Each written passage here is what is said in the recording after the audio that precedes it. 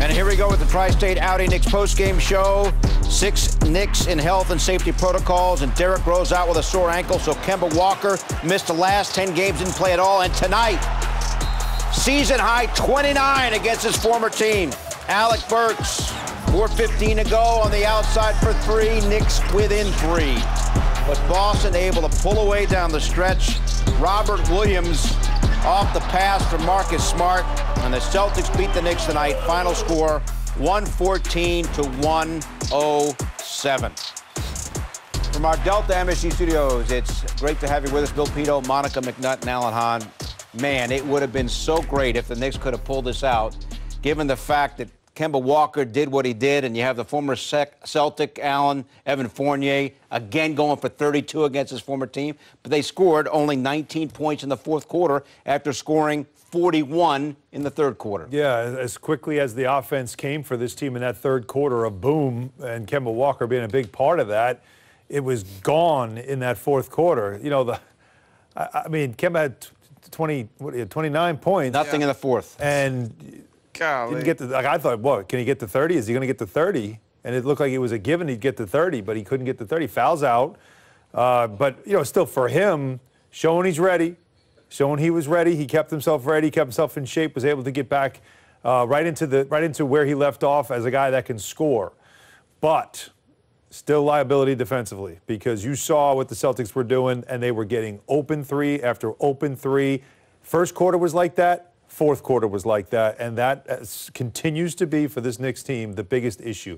We know they got guys that can score. What they don't have enough is guys that get stops. A stop is culminated in a defensive rebound. Correct. In case anyone forgot. Because in that fourth quarter, right, even if we look at the game and say, okay, it's a 6-point game, 4-point game here, offensive rebounds is where the Celtics were able to separate themselves. And then I'm not sure if the plan for some was to foul and others was to play out that last play when Josh Richardson gets that dagger 3 in the corner, because I don't know what was happening there. This dude hit 2 in a row earlier in the fourth quarter, and he is magically free with the game on the line. That's been to me, again, you know, when you talk about all the different frustrations, we focus so much on offense because that's obviously the beauty of the game, is scoring. But when you really watch the Knicks this season defensively, what you mentioned too, 15 second chance points off 12 offensive rebounds. So that's obviously a lot of points to give up. But what you also notice is that their lack of awareness of who the hot hand is. How many dagger 3s have we seen this year? And from somebody that we all knew is the guy that's the hot hand. Don't leave him. Oh, he's open. Like, that's been the story this year, which is why when the camera goes to the bench and you see Tibbs and he's got that miserable look on his face that he's just like, what? That's not coached. It's not coached to leave that guy open. That is bad instincts, and it continues to be a problem for this team. And communication. Communication is leadership. It is the absence of someone on the floor barking out directions. Find that dude, right? And so, yes, Kemba, great. 29 points. Evan, terrific. 32 points. Good story. Revenge game. Woo-woo. Take this L and keep it moving. Like, that to me, we talked about veterans in the pregame. And while a big piece of the veteran part is being able to perform, the young dudes performed as well. And so now, to our point on Wednesday night, if the conversation is, here are my veterans, here are my young guys, okay, both can perform. Who performs in the moments that matter? And that would have been what I would have expected from a veteran group and 2 guys on a revenge tour in a place where they formerly played. That's it. And for real? For real? Close the deal, right, Monica? Close the deal. That's the one thing about vets that you would know.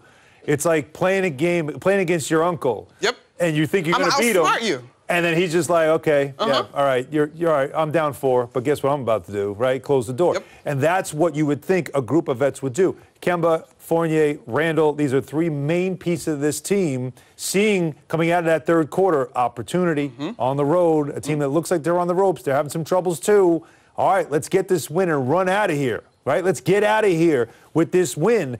And it wasn't that at all. It was, once again, forgetting a guy in the corner, over-committing somewhere, allowing an alley-oop over your head, and then the offensive rebounding. It's little things like that that just make you wonder about, again, and we keep saying it, the makeup of this roster. The young players show you that they are doing their part, but they can't lead you to wins. They're too young.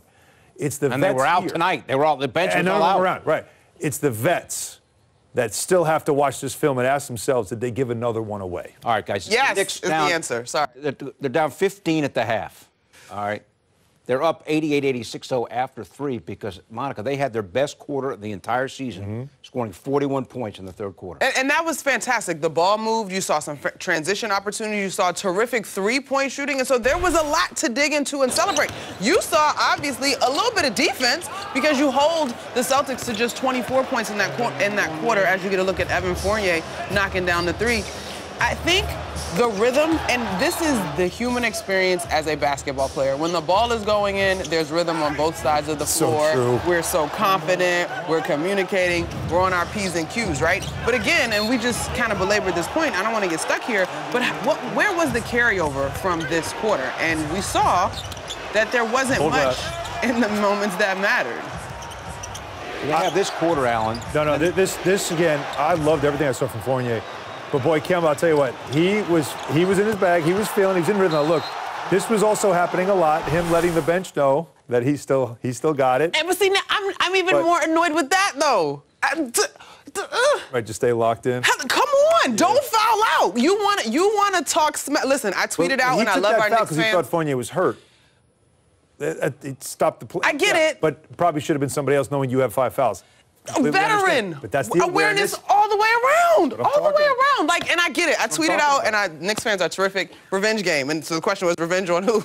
Revenge on Tibbs, revenge on Boston. And I get it. Revenge on everybody. You got to capitalize the revenge game, and that is to stay locked in all the way through. Worst case scenario, I get it. You thought Evan was hurt. Worst case scenario, it's a bucket. But the type of game that you were having in terms of closing out. Just one point, though, to make on Evan Fournier, and this is a positive one. I know we're being tough right now, but I like this. This is what you're supposed to be right now. It's New York. But I watched Evan Fournier's game tonight, and he has been a guy that's still struggling to find his fit with this team, with Randall, with what am I in this offense. And it's a game like this when you watch him attacking, and you say, and then, by the way, also defending an all-star in Jason Tatum and not giving in on a lot of these plays. And it makes me say, hey, Evan, you put it on tape. I know you can do it. I know you can do it. That part. That has to happen now on a nightly basis. You had Walker with 17 in the third quarter. The Knicks with 41 points in the third quarter. Walker doesn't score, as we've talked about, at all in the fourth quarter. And the Knicks as a team might not score only 19 points in the fourth quarter. And you talk about all the things you're talking about. Another theme that, again, was present tonight that we've seen all season long, the inconsistency in terms of the offensive performance. Yeah, absolutely. But, okay, so we talked about the scoring. Sometimes... How long was Ennis in the paint? Dude, camping out, marching for freedom all up and down the paint, okay? Taking his sweet time. Yeah. But listen, Pito, in addition to that, yes, the basket was as big as the ocean in the third, not so much in the fourth, although that was a big-time basket from Alec down Burks. 3 with 4 minutes to go. But look at this play here. That's a perfect pass, perfect play, all that stuff. And this is one again. That's the hottest guy in the gym. Why is Burks got to run off his guy and cover him? Another guy with his best game of the year against the Knicks. Josh 27 points. Season high for him. Yeah, he and Pritchard were terrific off the bench. They were 9 of 14 from three-point range. The two of them came in the game just firing. And a stat we'll hopefully never see again, but we are not used to seeing. Knicks bench outscored 47-3. Mitchell Robinson had 3 points. Now, again, a very compromised bench because the Knicks only played 8 guys, and Wayne Selden only played about 9 minutes in this game. Taj Gibson also didn't score off the bench. But only 3 points off the bench, that's a lot. This is really a lot to overcome. See, you're here a lot more this year. You see what it's like, right? I mean, take it all in. What I love it's agony, right? Monica is now starting to feel it. Right? I mean, it's She's just now affected. We were talking about one of us. Would you be happier? Would you be happier if they got blown out? No, of course not. But in terms of the emotional pain, like you're out of it, you come back, they're up by 2, and then you're in their building. It's the Celtics. I know. I usually give you the blues on those questions, but I feel you on that one because you're right there. I kind of feel you on that. Yeah. Well, welcome to the ball club. That's right.